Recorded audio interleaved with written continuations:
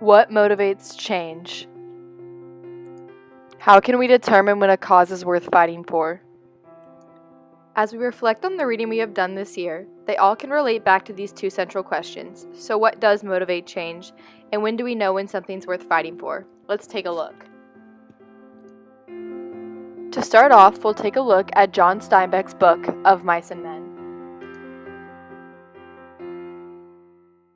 In the book of Mice and Men, George is Lenny's primary caretaker, doing absolutely everything for him, including switching jobs when Lenny ruins their reputation where they're at. George won't let anything happen to Lenny and stands up for him at all times, always fighting for him. However, George hits his breaking point after Lenny kills Curly's wife. And she continued to struggle. Her eyes were wild with terror. He shook her then, and then he was angry with her. "Don't go yelling," he said, and he shook her, and her body flopped like a fish, and then she was still, for Lenny had broken her neck. Page 106. This motivated George to do something about Lenny, realizing he can't provide and cover for him all the time. George decides to take matters into his own hands by trying to help Lenny. He wants to be the one to kill Lenny as fast as possible and not let the other guys kill him slowly. And George raised the gun and steadied it, and he brought the muzzle close to the back of Lenny's head. The hand shook violently, but his face set and his hand steadied, and he pulled the trigger. Page 106. He needed to change his lifestyle and fight for himself and not Lenny all the time. George always did his best for Lenny, but once someone is a lost cause, it's time to change and start being there for yourself. George does his best to always fight for Lenny, putting aside his needs and putting Lenny's first. He got to the point in which he needed to change and focus on himself and not Lenny.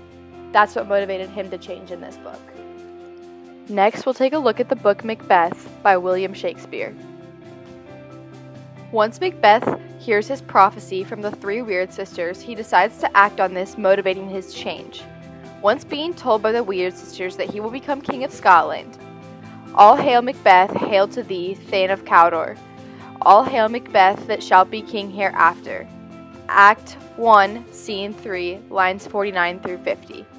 He starts to figure out how he will execute his plan in becoming king. When Lady Macbeth hears of this news, she immediately starts fighting for the cause of Macbeth to become king and devises a plan for Macbeth to kill King Duncan. Not wanting to follow through with this plan, she tells Macbeth, "That I may pour my spirits in thine ear and chastise with the velour of my tongue all that impedes thee from the golden round, which fate and metaphysical aid doth seem to have thee crowned withal." Telling Macbeth that he needs to get rid of whatever is holding him back and come join her side of the plan to kill King. By Macbeth, motivated by the prophecy that the Weird sisters give him, and Lady Macbeth, driven to fight for her husband to become king. This all shows what motivates change. Now, looking at the short story In the Shadow of War by Ben Okri. In this book set in a time of war, one may call someone a spy who is only trying to help. The lady in the black veil was motivated to help people in a time of need, sneaking into town to get food and bring it back to the refugees. He followed her till they came to a muddied river. She moved as if an invisible force were trying to carry her away. Omuvu saw camp-sized canoes and trailing waterlogged clothes on the dark water. He saw floating items of sacrifice, loaves of bread in polythene wrappings, gourds of food, and Coca-Cola cans. Page 56.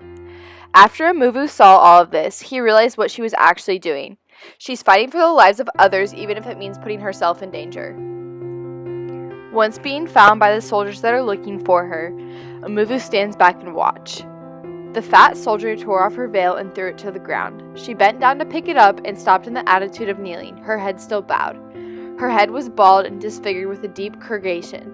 There was a livid gash along the side of her face. Page 57. Showing that this is not the first time that this has happened. She's continuously fighting for the good of the people, even if it's hurting herself.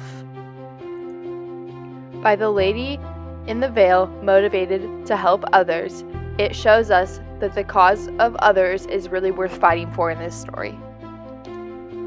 Lastly, let's look at the modern day.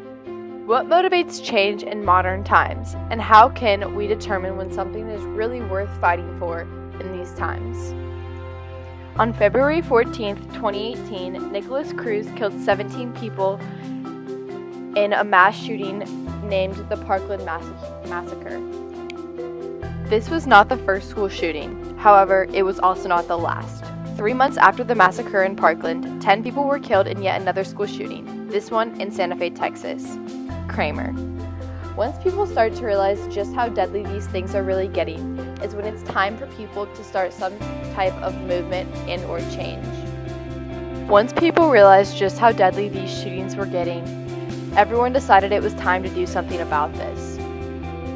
State legislators, both Republican and Democratic controlled, passed 76 new gun control laws in the past year, from bans on bump stocks and caps on magazine sizes to new minimum age requirements and expanded background checks. These are all just a small step in a big movement.